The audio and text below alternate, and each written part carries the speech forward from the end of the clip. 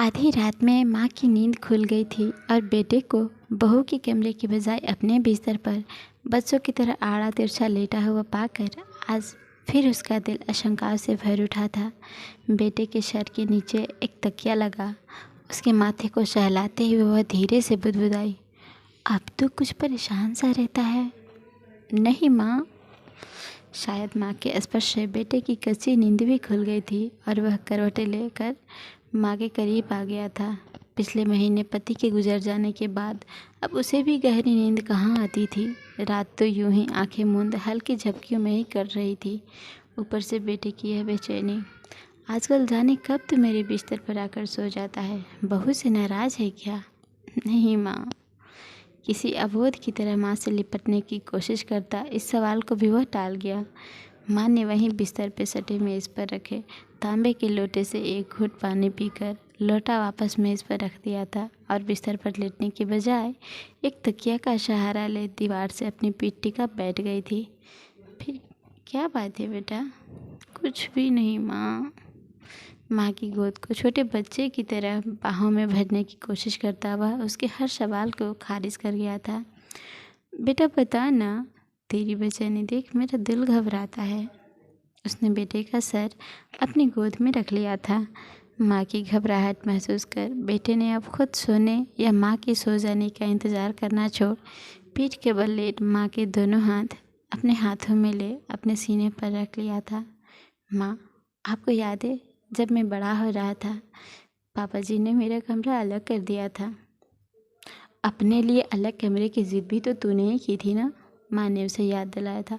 हाँ, लेकिन तब आप मेरे सो जाने के बाद उस कमरे में आकर मेरे माथे को सहलाती, अक्सर मेरे बिस्तर पर ही सो जाया करती थी।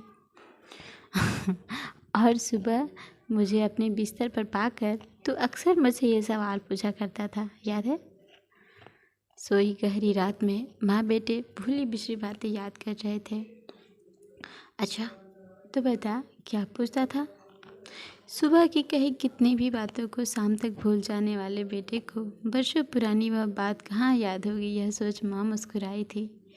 यही कि क्या आप पापा से नाराज़ हो? बेटे की अद्भुत याददाश्त क्षमता से रूबरू होती माँ का निस्तेज होता चेहरा अचानक एक अद्भुत मुस्कान के साथ कमरे की मध्यम रोशनी में भी जगमगा उठा था। हाँ, पर बेटा तुझे ऐसा क्यों लगता था?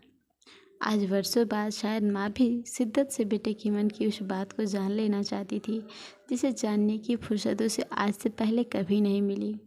क्योंकि मैं आपको हमेशा पापा के साथ देखना चाहता था। पिता को याद करते हुए बेटे ने अपने सीने पर रखे माँ के दोनों हाथ पर अपनी पकड़ मजबूत की थी। बेटा, मैं भी तुम्हें हमेशा बहू के साथ देखना चाहती हूँ। माँ ने झुककर बेटे का माथा चूमकर कहा। माँ, तब आप पापा को कमरे में अकेला छोड़ मेरे पास क्यों आ जाती थी? बरसों बाद बेटा भी अपने मन की जिज्ञासा माँ के सामने रख रहा था। बेटा, डर लगता था कि अकेले कमरे में कहीं तो डर न जाए। माँ, वैसे ही अब पापा नहीं रहे तो मुझे भी डर लगता है। क्यों बेटा? माँ अपने बेटे का डर जानने को अधीर हो उठी। यहीं कहीं आप अपने अकेलेपन से डर न जाओ, इसलिए मैं इसके आगे वह कुछ कह ही नहीं पाया। माँ बेटे एक दूसरे से लिपट गए थे और सारे शब्द आंसुओं में बह गए थे। सो फ्रेंड्स, आपको ये कहानी कैसी लगी हमें कमेंट करके ज़रूर बताइएगा और मिलते हैं ऐसे ही किसी दूसरी कहानी में। तब तक के लिए नमस्कार, प्रणाम। अपना ख्याल रखिए, अपनों का ख्याल रखिए। Bye bye.